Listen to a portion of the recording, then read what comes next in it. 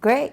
So let me tell you a little bit about myself. I was one of the founding executives of Time Warner's technology group, and I've been the CEO of 3 different startup companies and sold them successfully. And then from there, I started a global innovation platform where we can help American companies, and we work with about 140 different VCs and private equity groups in helping their portfolio companies expand, particularly into Asia. And we started this about 10 years ago, and it's been quite effective. So we work with Samsung and Fujitsu, China Mobile, Alibaba, a number of different folks within China, Japan, Korea, Southeast Asia, and Australia, New Zealand.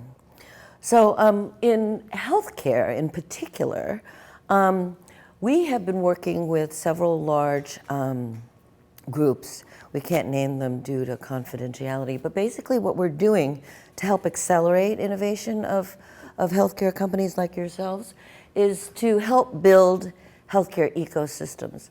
And so I'm going to talk about that in general, about what we're doing with some of those larger groups, but also there's a way, since I've been a serial CEO, there's a way that you can just do it on your own also. And leveraging those ecosystems, leveraging the networks, leveraging the information that's available can help accelerate your startup substantially. You know, and those sorts of partnerships, like you're seeing with your genetic foresight, those sorts of partnerships can help. Well, actually, in several of my instances, I was able to sell the company faster because I had an ecosystem of partnerships that help add value to my company. So one of the things that we're doing here is working with some of the healthcare providers to be able to build their own ecosystems with technology providers, using the health departments, using the expertise from the industry partnerships, and also from the investment community as well. So we build, and also with the startup and incubator and accelerator communities. So by building this sort of ecosystem, we can help accelerate the startups that you guys have and hopefully make it a little bit more frictionless, at least, because there's a lot of friction in healthcare. So any way that we can minimize that, that's our objective, really, because we really want to save lives. That's the whole objective of what we want to do, and a lot of our partners want to do. So in order to achieve that, we really want to try to take the friction out of the system as much as possible.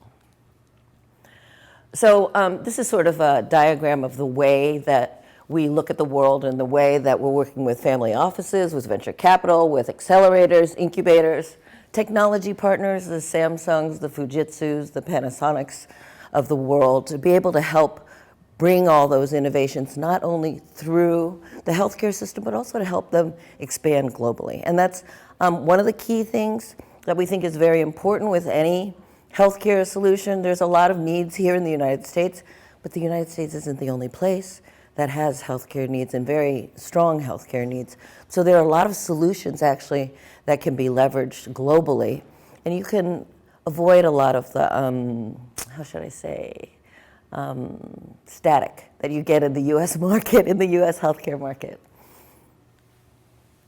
So when you're looking at your company, and I'm sure you guys run into this, I'm sure you've heard this from investors and everything else like that, but when I've seen so many companies just in general, but also in healthcare, some of the key problems are some people have a product, but they don't necessarily have a company. That's why I was asking you about what your product roadmap is, because it's very key. You can have a single point solution, but you really want to make sure that you have something that's sustainable and scalable and applicable and unique that you can continue on to be able to build as an investable company. And people like Kiki know that that's very important, because investors are looking for that sort of sustainability and scalability and return on investment. And the other thing that we are seeing more and more is that when you go globally, you really need to be very aware of the regulatory environment in all the different countries that you're going to. So that's also a very important key. Sometimes a lot of companies that we work with, they start off in Europe because it's a little less stringent with regards to regulations, and then they'll come into the United States. With regards to digital health and digital devices, the FDA is becoming, I think, much more flexible in working with companies. But it's all still kind of greenfield. So but this is something that's very important.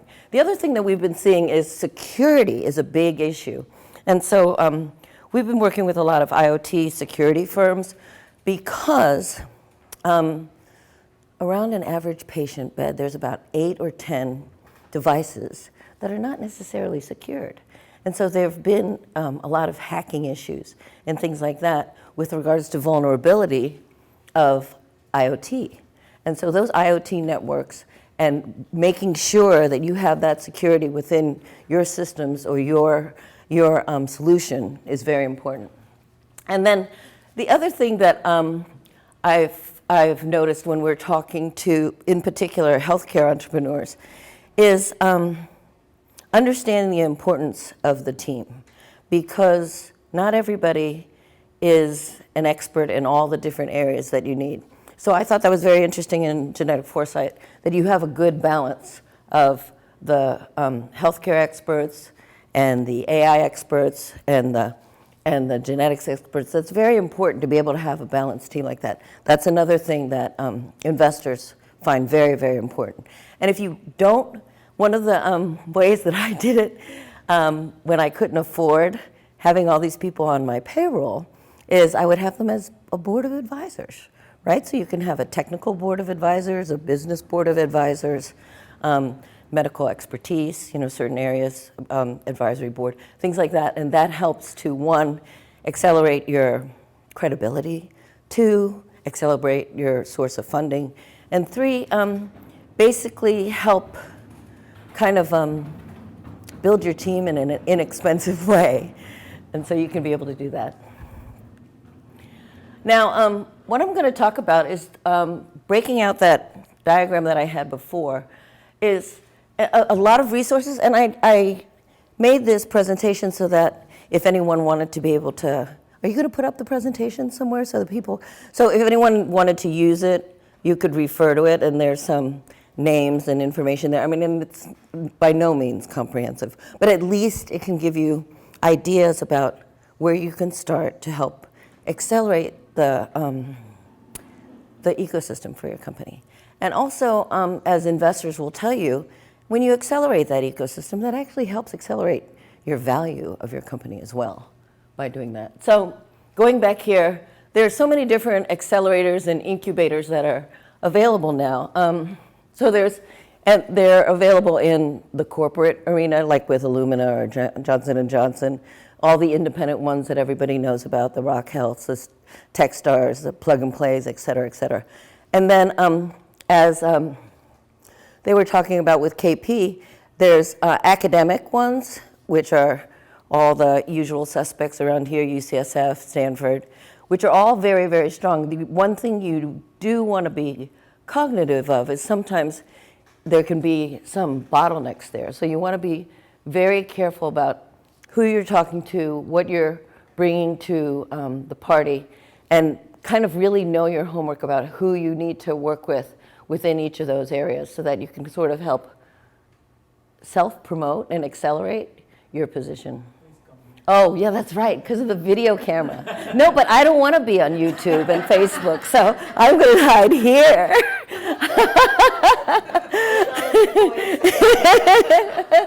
The voice of God. Whoops. God switched off. God switched off. Then with regards to healthcare providers, like what we were talking about before, Kaiser has so many different innovation centers. Doing that homework, like you were suggesting, to be able to know who are the right people to go to, what to do, are very key. But there are so many excellent ones that we've worked with Cedars, with Brigham, with UNC, with Cleveland Clinic. Those are actually some of the ones that are a little bit more accessible and a little bit more familiar in dealing with early stage companies. So these are sort of a short list, as well as the academics are the short list of some of the ones that are easier to work with, easier to access, easier to get in, and a little bit more familiar with the process. So that helps narrow your list. And then associations and organizations like like SoPE. I think these are so important because there's so many people that you meet. You create your own ecosystem with your network. And the people that you meet and the things that you learn at your events. So learning about your competitors, learning about what the experts think in your space, learning about all the latest innovations, things like that, capitalizing on all those things. And what's very interesting I've found is more and more, because law firms, consulting firms, financial institutions like Silicon Valley Bank and East West Bank, and even outsourced development companies, they are always holding healthcare innovation events. So then you can learn about your competitors, you can learn about the marketplace, you can learn about what the current trends are. And a lot of these are very accessible, and it helps to provide you with a network and expertise in an accelerated manner. Especially if all of you are physicians, time is at a premium. So when you can accelerate those sorts of networks and ecosystems yourself, it helps build your company faster. Oops. And then funding. Funding's always a fun topic, right, Kiki? It's always a fun topic because there are so many different sources of funding. But part of the frustration I'm sure that you entrepreneurs have heard is like, oh, you're too early. Oh, you're too late. Oh, you're too small. Oh, we're not in that focus. Or, so really knowing and understanding the whole funding ecosystem and all your various options, and really familiarizing yourself with those is very, very key. It can make it far more efficient if you know the right angel groups, if you know the right seed groups, things like that, that can help you. Because we see a lot of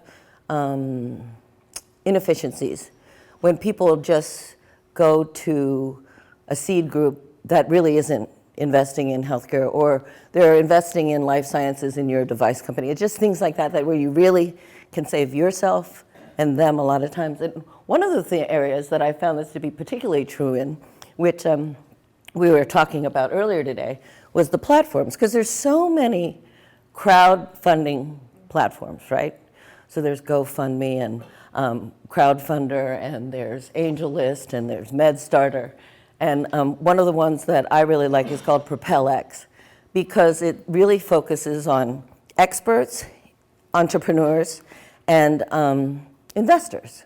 So the platforms even that you go to for funding are very, very key. Using more specific type of funding platforms is going to make your success, your likelihood of success for funding far easier and far more successful. And actually, Kiki knows a lot about PropelX, and I actually think it's for life sciences, deep tech type companies. I think it's an excellent platform because it has the experts on there as well as the investors.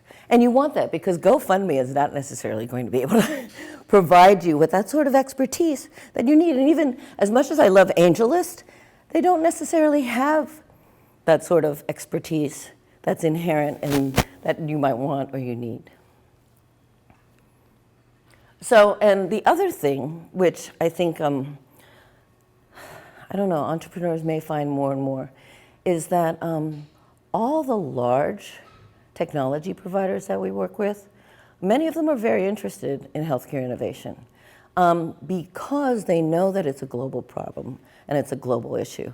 So you'll find that the Samsungs, the Apples, the Panasonics, the Fujitsus of the world are interested in partnering with you if you have a solution that may be able to open up new doors for them, bring new solutions for them. So think about them, their healthcare groups, their innovation groups, because I actually firmly believe they can be good partners. And a lot of the businesses that the 140 VCs that we work with come to us for is to help the global distribution of their portfolio companies. So a lot of times, as a CEO, you don't have time to fly back and forth to Korea or Japan or China to open up a market, but to be able to have a partner like a Panasonic or Fujitsu to take care of your Japan distribution and your partnerships, and they already have an existing system integration group. Those sorts of things are invaluable. Also, the other ecosystem is just even with your fellow entrepreneurs, complementary existing technology platforms from other entrepreneurs. And then I've been working a lot with the global head of healthcare for E&Y and Capgemini and Deloitte.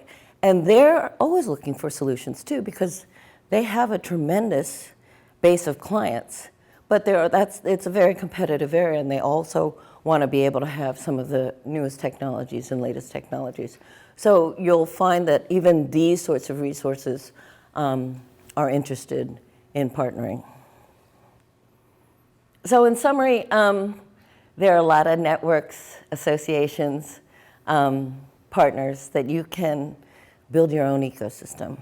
We as a company, Algonquin Group, do it for large providers, but as an entrepreneur, I did it on my own too, because I needed to build value for my company as soon as possible and as cheaply as possible. And this was one of the ways I thought was very effective and actually helped with some of our exits.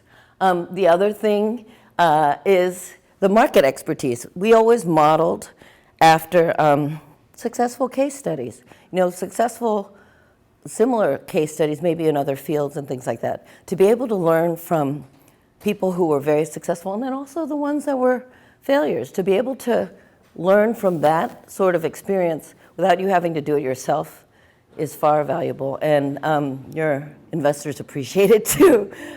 The other thing is that a lot of times the market changes so quickly, so if you can see that and you can fail fast and pivot quickly, so many companies have done that. That is something that you need to be very cognizant of. And oftentimes as entrepreneurs, we fall in love with our product and our idea, and we don't want to let it go. But if reality is telling you that, or your marketplace or your providers are telling you that, then you really need to try to be open-minded and listen as much as possible and be ready to pivot. So with that, that's my presentation, available for any questions.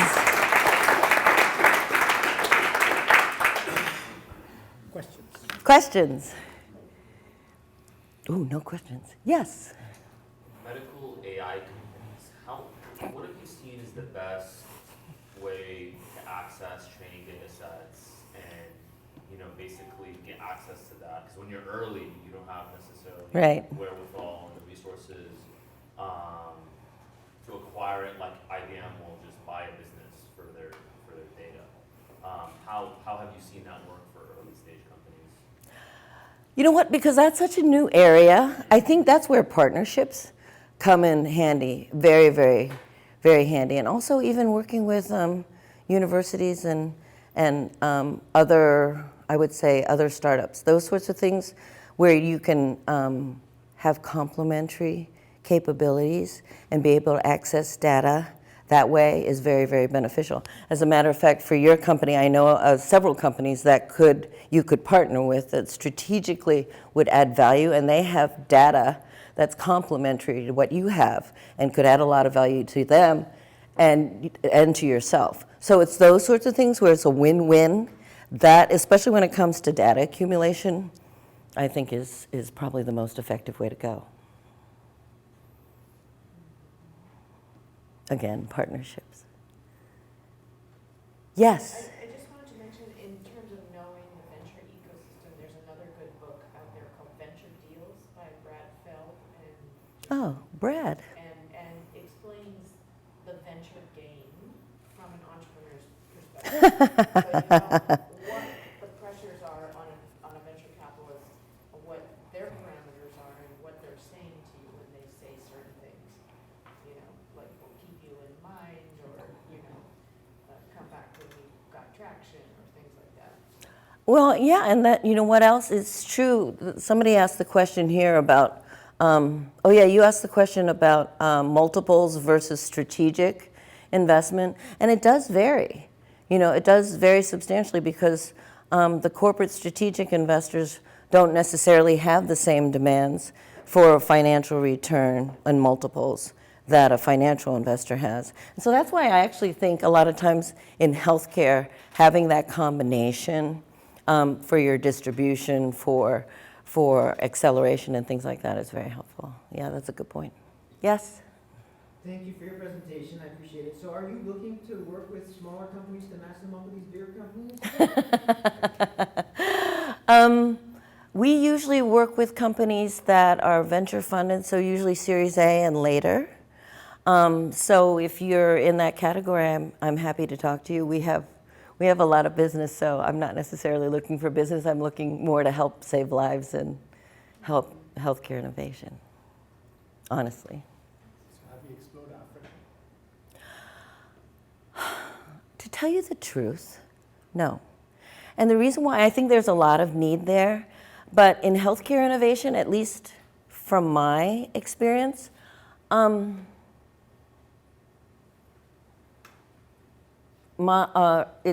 there's a lot of need that we can easily test and implement and perfect in the United States and Asia and Europe, that I think we need to do that here first before we start shipping it anywhere else, in all honesty. I think that's the only fair and right thing to do. And so if we have the capability to accelerate the testing with Samsung and Cedars-Sinai and Stanford, I think it kind of behooves us to do that. Then we can bring it out to other parts of the world. That's sort of my personal philosophy. But that's a good question. We didn't hear this question. Oh, the question is like, what do you think about expanding innovation into Africa and places like that? And it's definitely needed there, but what I was trying to explain to him is that when you can expedite the testing and the perfection and everything in countries that already have the systems and the technology and everything else like that, I think it behooves us to do that first before we go anywhere else.